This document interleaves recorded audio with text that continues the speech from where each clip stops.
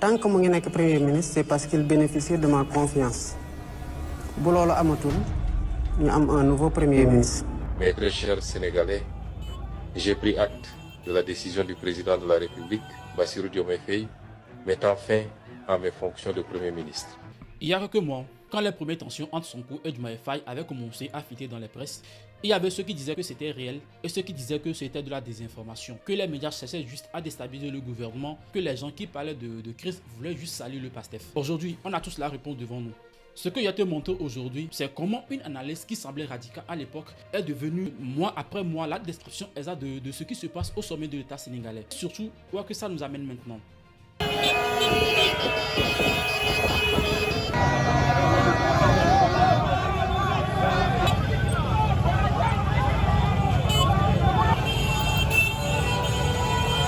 Je vous mets dans le contexte. Sonko avait été radié des listes électorales suite à sa condamnation en juin 2023 à 2 ans de prison ferme pour débauche de mineurs. Et à ça s'ajoutait une condamnation à un appel à 6 mois avec sursis dans un procès en diffamation contre le ministre Mame Mbaye Niang.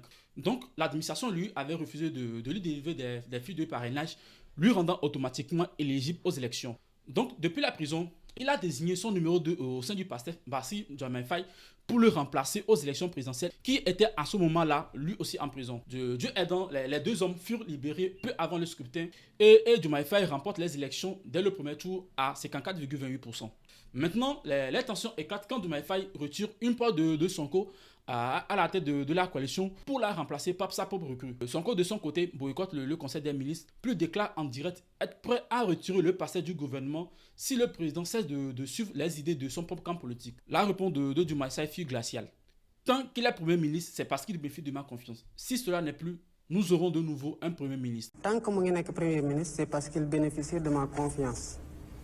Si nous avons un nouveau Premier ministre. Aujourd'hui, les faits ne sont plus à l'analyse. On est là maintenant dans des faits documentés. Le 2 mai 2026, Diomaye Faye a accordé une grande interview télévisée. Et là, pour la première fois, il dit les choses clairement et expose publiquement les tensions avec son Premier ministre. Il va encore plus loin. Il laisse attendre qu'il n'hésiterait pas à limoger Sonko s'il n'avait plus sa confiance. Tu réalises un peu ce que ça veut dire? Le président de la République menace publiquement de virer celui qui lui a donné le pouvoir, pas à travers une rumeur, mais plutôt dans une déclaration officielle. Et dans la foulée, les actes suivent les mots. Diomaye commence à limoger les portes de Sonko et les remplace par des cadres de sa propre coalition, poste par poste, nomination par nomination. De son côté, Sonko ne reste pas lui aussi silencieux. Il a conditionné publiquement le maintien du PASTEF au gouvernement à l'alignement de Diomaye Faye sur la ligne du parti et a lancé mot pour mot. Le PASTEF n'a aucun problème à retourner dans l'opposition. Voilà où on est là maintenant. Deux hommes qui se font face, deux légitimités qui s'affrontent et un pays qui les regarde. Et là, on arrive à ce qui vient de se passer cette semaine. Parce que ça change l'échelle de la crise. Les journaux sénégalais du 18 mai 2026 sont unanimes. PASTEF est en train de se mobiliser officiellement pour lancer la candidature de Sonko à la présidentielle 2029. Et cette mobilisation, elle intervient directement en réponse au meeting de Mbour organisé par la coalition Diomaye président. Tu vois ce qui se passe? On n'est plus dans une guerre de coulisses. On est dans une guerre de rue. Deux camps du même parti qui se font face dans des meetings populaires. Deux machines politiques qui se montrent l'une contre l'autre. PASTEF d'un côté, coalition Diomaye président de l'autre. Ce qui était une tension institutionnelle entre un président et son premier ministre vient de basculer dans quelque chose de beaucoup plus grave. Une bataille ouverte pour le contrôle du camp du pouvoir. Quand cette bataille commence là, elle est très difficile à arrêter. Mais attention, parce que le vrai danger, c'est pas le duel Sonko-Diomaye. Le vrai danger, c'est ce que ce duel permet. On l'a dit, le pouvoir au Sénégal n'est pas bicéphale, il est tricéphale. Il y a une troisième tête silencieuse qui attend pendant que Sonko et Diomaye consomment leur énergie à se faire la guerre, pendant que leurs camps respectifs s'organisent en meetings rivaux. Cette troisième tête se renforce. Chaque jour de paralysie est un jour de plus pour elle.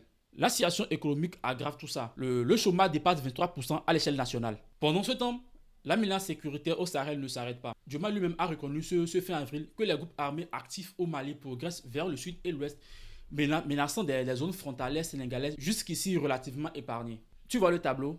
Un pays économiquement fragilisé, une menace sécuritaire qui se rapproche et un exécutif paralysé par ses propres contradictions. C'est exactement dans ce contexte que les transitions militaires trouvent leur prétexte. Le vrai souci est que Sonko et Diomaye Faye n'ont tous pas de tenir leurs promesses. Et ces promesses non tenues ont créé leur faiblesse. Et c'est par là que les ennemis les fragilisent, les divisent et reprennent le terrain. On ne fait pas de révolution avec une élite qui ne veut pas changer. On ne transforme pas un système en s'alliant avec ceux qui font vivre ce système. Et on ne tient pas longtemps au pouvoir quand on se bat contre son propre camp plutôt contre les vrais obstacles. Le Sénégal n'a pas besoin d'un obstacle au sommet. Il a besoin d'une direction claire. Alors voilà la question que je te pose. Est-ce que Sonko et Diomaye sont encore capables de se réconcilier sur une ligne politique commune avant que leur guerre fragilise définitivement le projet qui les a amenés au pouvoir?